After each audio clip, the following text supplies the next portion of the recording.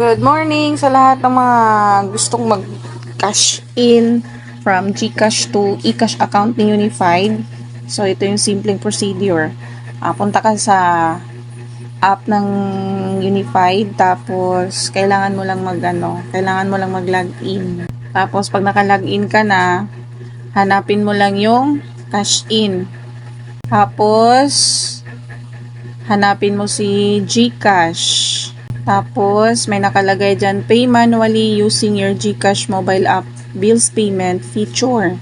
Okay? Sa bills payment daw tayo dadaan sa GCash. 10 pesos surcharge may be applied by GCash. So, magkano yung ipa-fund mo? Halimbawa, 3,000 pesos. Please select fund type. So, lagay natin eCash and then input your transaction password, then click submit. Click the button below to have the deposit instructions emailed to you. For over-the-counter payments, you will need the link contained in the instruction to validate your payment. Ang pindutin mo dito, send instructions via email or mobile. Pindutin natin yan. So, our cash in is powered by DragonPay. So, ang ginagawa ko dito, since nandiyan na yung transaction posted, nakalagay na dyan, may reference number dyan. Yan yung nilolong press ko. And then, copy. Pwede ka rin pumunta dito sa Gmail. So, nakalagay dyan, DragonPay, payment instruction. So, yan. Payment instruction for transaction. So, pag pinindot mo yung blue na link, ito yung lalabas. So, nandito lumabas yung reference number, 'di ba? Kanina nag-copy na ako doon, 'di ba? So, pwede ka rin mag-copy dito. Okay? Pero ako hindi na ako dumadaan dito. Kasi dito na ako Diretso kinakopy ko na lang 'yan. Eto, pareho lang naman 'to reference. Tapos, login ka sa GCash.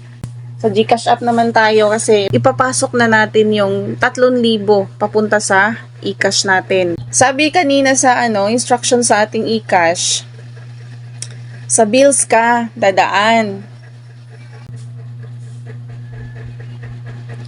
Yan, so hanapin mo si DragonPay.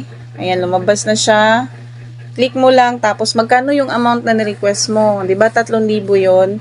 Then enter reference number. 8 to 20 character. So, i-paste mo yung kinapi mo kanina.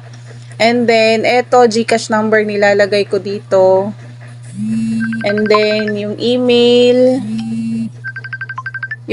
na nakaregister sa GCash ko, ito din yung ginagamit ko. Tapos, click mo lang ang next.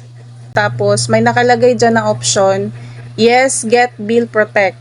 And no, just pay the bill. Pag i-click mo yung may bill protect, may additional na charge yan aside doon sa charge na sinasabi na 10 pesos. So, ang i-click mo dyan, no, just pay the bill. So, for confirmation na ito, may dagdag siya na charge na 10 pesos, charged by GCash. Pag i-confirm mo yan, papasok yung pinafund mo sa eCash account mo. Okay, sana nakatulong ito sa mga beginners dyan. Thank you so much. God bless sa lahat.